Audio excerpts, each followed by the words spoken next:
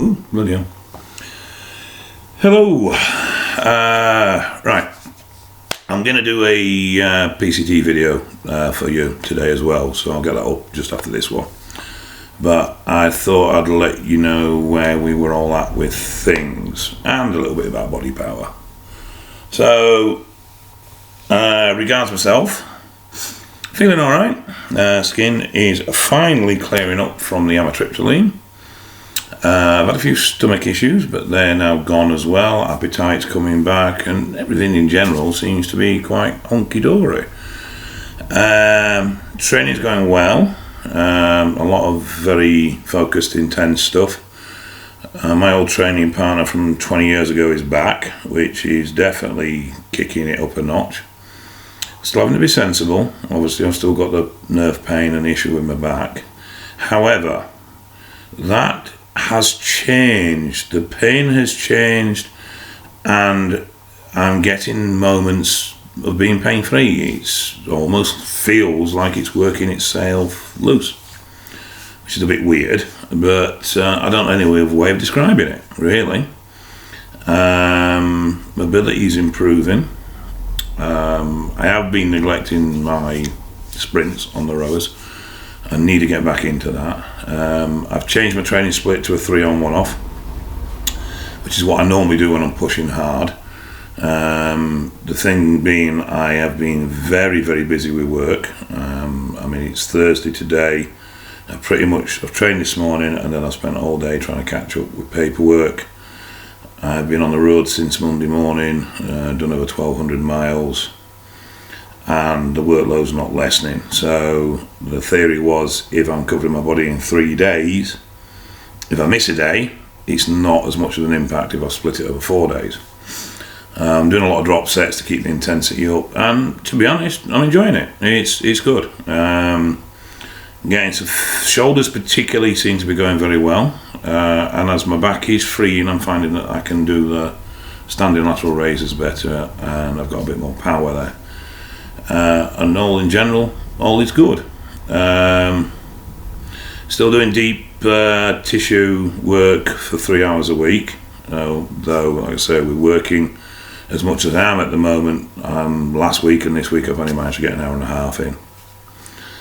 And that's it really. I've keeping the calories quite low, and I'm just going to leave it like that for a week or two until I'm really getting hungry, and then I'll start to bring them back up again. So I'm probably sitting at about 4,000, maybe 4.5 on a training day, which for me is nout. Holding a hell of a lot of water post my little GH blast for body power. Probably wasn't the wisest thing to do, but at the end of the day, I didn't want to come in looking like a sack of shit and disappoint people, so I came in looking like a very watery sack of shit instead. But it is what it is. Otherwise, like I said, no real injuries to nothing, no niggles, no real problems. It is literally now just a case of getting this nerve issue sorted, making sure it is genuinely sorted, and then slowly starting to ramp things up. Drug wise, 250 mg test a week, 20 mg Novodex a day. That's it. I was going to run 4 IU growth every other day, but at the moment I'm leaving it out, I'm not bothering. I'm not sure what's triggered this big water hold, but it seems to be coming off today. I've been peeing like a racehorse all day, so hopefully that'll be cleared in a day or two, and everything can settle nicely down. And then we can focus on mobility with this back. If all else fails, I'm having the nerves blocked on the 9th of June, but I've got a funny feeling that come the 9th of June I probably won't need it, but we'll see. It's just this last 2-3 days it's been quite strange, the moments of really good mobility and then all of a sudden back to where it was, but the pain's definitely been better, and I've been able to stand upright a lot more and a lot longer. So hopefully more to come, and that's it really. So I'm going to switch this off because I don't want to mix up. Oh no, we're going to talk about body power, won't we? Yes. Right. had a bit of a strange view of body power this year. With my nerves being as they were, I pretty much took camp up in the food court area. I wasn't working a stand because no one wants a self-professed drug user on the stands. So I took up camp in the food court area in case anyone wanted to come and have a chat. And I had a little steady stream of people all day long, to be fair. But I couldn't really walk around. It was too painful. So I didn't get to see much of the actual show itself. So I can't really comment on the quality of body power because I don't know.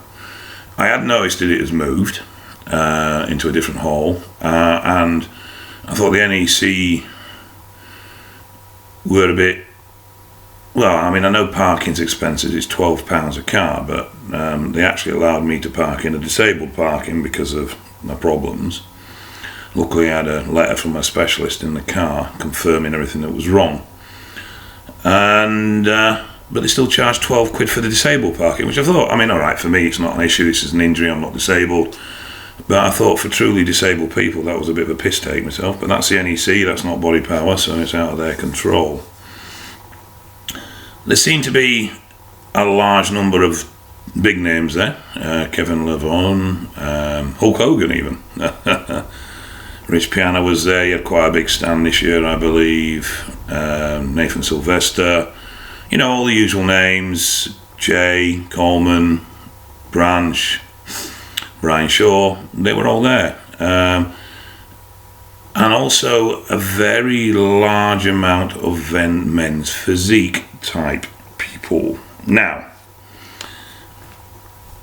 I've made it no secret that I'm not a fan of the men's physique class.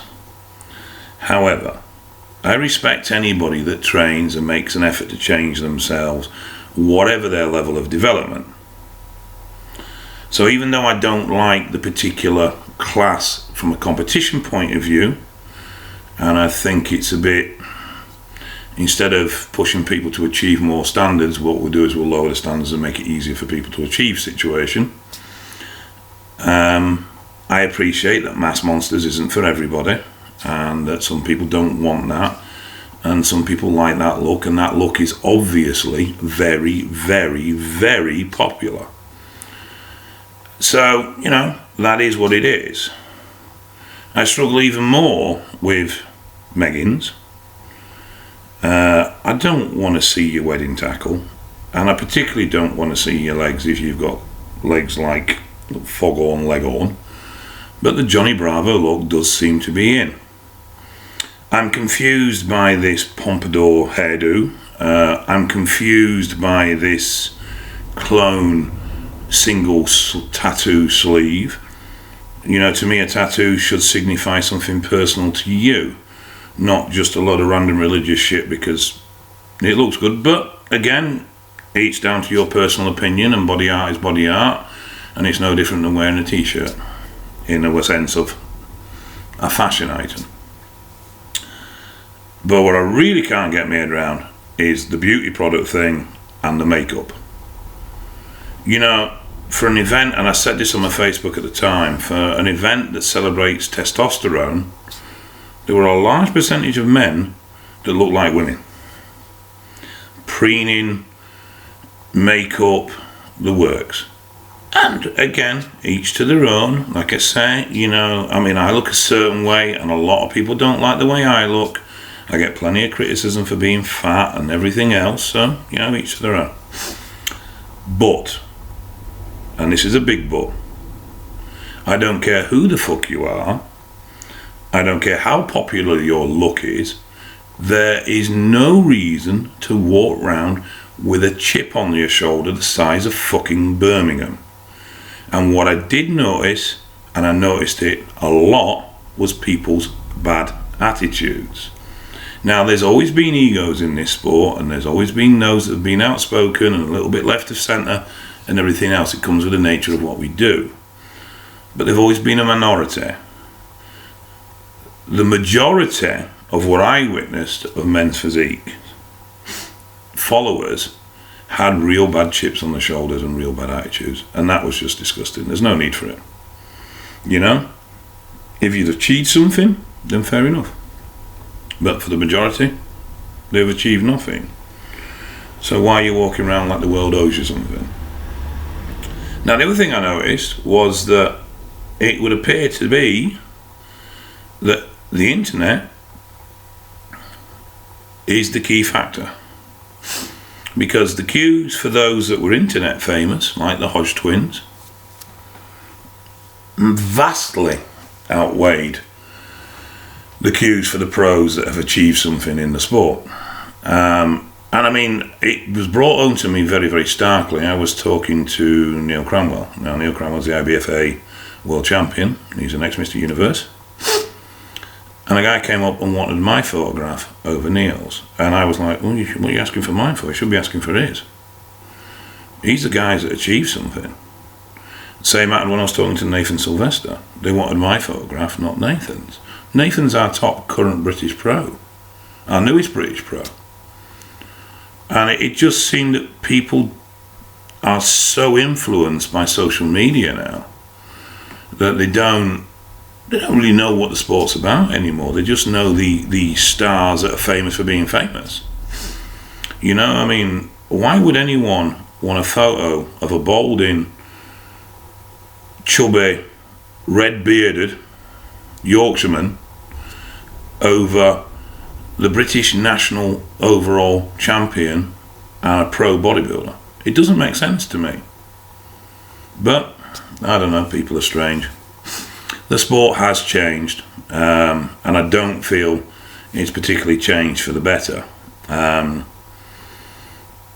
There is a place for men's physique. I don't have a view where I don't feel there's a place for it, but I don't think there's a place for this attitude. And I don't think there's a place for the arrogance that comes with a lot of the people that follow that side of things. Or maybe I'm just an old dinosaur. I don't know. I hope in this new bodybuilding world that there is still space for old dinosaurs like me, because I ain't going to be changing, unfortunately. I'm too old, I'm too stuck in my ways, and I'll always be what I will be. Plus, to be quite honest, I don't think I can rock the megging look. I just don't think the world's ready for that. Anyway, like I said, criticism's not of bodypower itself, but the sport has definitely changed. And guys, there's no need for attitudes. Drop it. You're not impressing anybody. Just be yourselves. That's all people are really interested in. Anyway, take care. And I'll set up now and do this PCT vid for you.